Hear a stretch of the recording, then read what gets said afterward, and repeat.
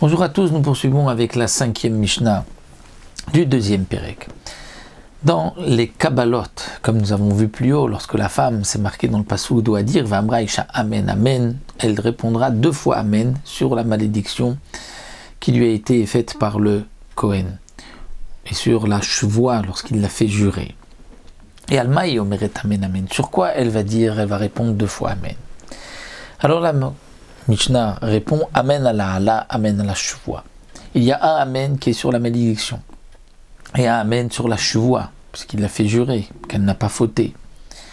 Donc elle répond Amen sur la chevoie, comme quoi elle jure qu'elle n'a pas fauté, et Amen sur la Allah, c'est-à-dire qu'elle accepte la malédiction, que ces eaux-là vont pénétrer en elle et vont la faire mourir.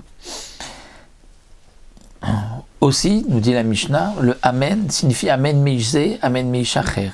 C'est-à-dire elle répond Amen qu'elle n'a pas fauté avec cet homme-là, c'est-à-dire avec celui dont le mari lui avait fait le kinouï, lui avait dit ne t'isole pas avec lui. Mais elle rajoute aussi Amen Meishacher, c'est-à-dire qu'elle n'a pas fauté avec un autre homme.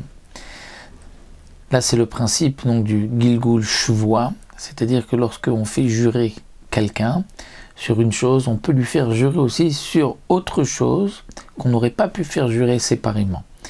Puisqu'on ne peut faire jurer une femme que si elle s'est isolée avec l'homme dont le mari lui a interdit, le mari l'a averti. Là, on va dire même Meishacher d'un autre homme, ou encore, comme c'est marqué dans la Mishnah, Amen, Shelo Satiti Arusa, Unesuav Shomereti Abam, Uknusa. Elle va dire Amen qu'elle n'a pas fauté, ni en tant que Arusa, c'est-à-dire lorsqu'elle était fiancée entre les Kiddushin et le mariage, et ni aussi Nesua une fois mariée. C'est-à-dire que bien que sur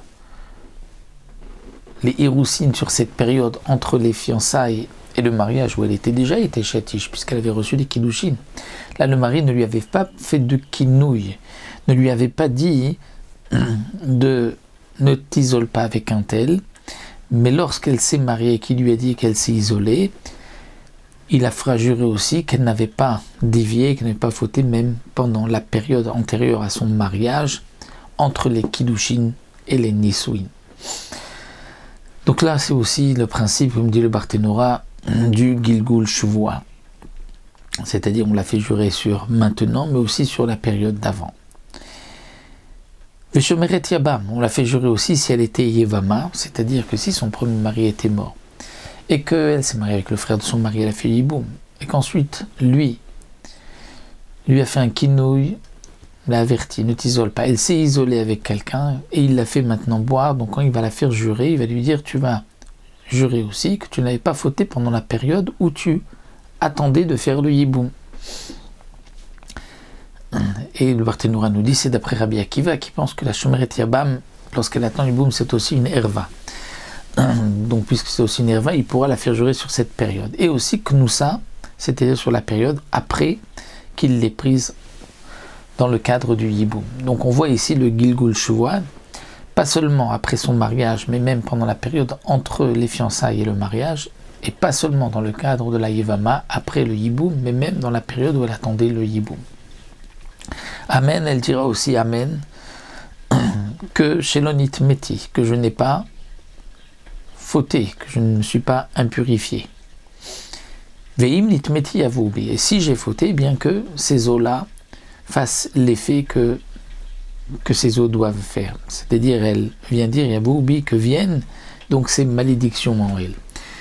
Donc c'est, comme dit le Barthénora, l'explication de ce que nous avons vu plus haut. Elle dit Amen sur la chevoie, donc elle dit Amen, elle n'a pas fauté, elle n'est pas impure, et Amen aussi qu'elle accepte la malédiction, donc la malédiction arrive en elle. Rabbi Meir Omer Amen shenitmeti Amen shelo etame. Rabbi Meir pense que le Amen va être sur le passé, mais aussi sur le futur. C'est-à-dire que pour Rabbi Meir, si elle fautera après avoir bu, c'est-à-dire elle a bu, et elle n'avait pas fauté, donc l'eau ne va pas avoir d'effet, ne va pas mourir. Quelque temps après, elle va fauter, et bien cette eau qui est en elle va tout d'un coup se réveiller, avoir un effet sur elle.